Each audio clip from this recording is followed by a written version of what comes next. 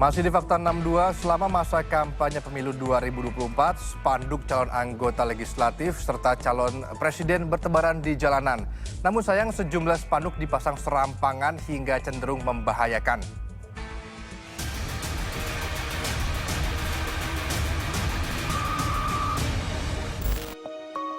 Pemandangan seperti ini sudah warnai jalanan ibu kota sejak masa kampanye dimulai. Rentetan spanduk beraneka warna dengan foto-foto deretan peserta pemilu memenuhi banyak titik. Ironinya, banyak di antaranya yang terpasang di area yang dilarang.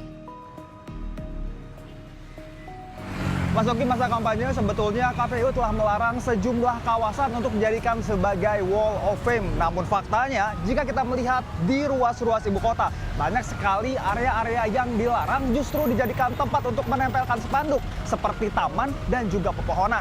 Selain merusak keindahan, tentu saja banyak spanduk yang juga membahayakan. Dalam peraturan KPU nomor 33 tentang kampanye pemilihan umum, sejumlah ruas wilayah dilarang jadi tempat pemasangan alat peraga kampanye. Apalagi spanduk yang dipasang berukuran besar dan hanya ditopang alat seadanya. Bukan sekali dua kali, APK yang dipasang serampangan ini pun membawa petaka. Menurut saya ini juga terlalu banyak sih Mas. Pertama ngotorin Jakarta juga ya, terus agak bahaya juga kemarin yang ketiban baliho ya, karena ketiban baliho terus ketabrak mobil gitu ya. Itu menurut saya juga bahaya sih, kayaknya nggak harus segininya sih Mas menurut saya. Ganggu pemandangan sih Pak, kurang bagus jadinya. Ya khawatir juga Pak, karena kan kita setiap hari lewat di jalan sini. Baiknya sih ditertibkan, yang nggak sesuai aturan harusnya dicopot aja Pak. Menurut saya sih kurang setuju ya, karena ya mengganggu kayak polusi mata gitu Mas.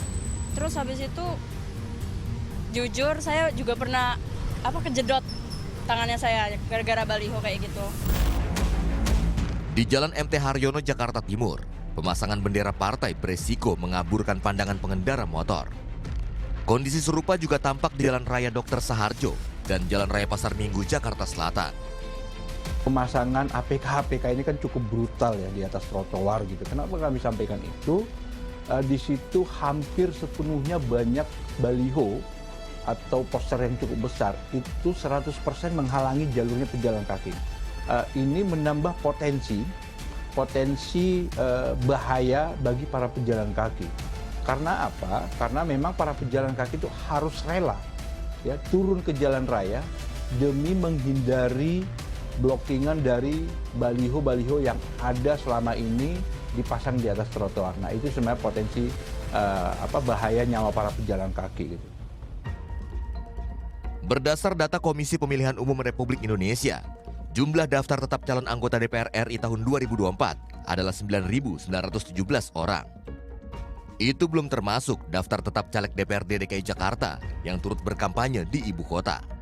Maka tak heran APK yang kini bertebaran di ibu kota luar biasa banyak. Terpasang berjubel di tiap jengkal fasilitas umum, di jalan hingga taman kota. Wahai tuan dan puan calon anggota dewan, bukankah cara-cara seperti ini menjadi cara perkenalan yang cukup membahayakan? Apabila aturan-aturan sederhana saja tidak bisa dijaga, lantas bagaimana dengan aturan-aturan bernegara? Anam Surya, Agung Maulana melaporkan untuk NET.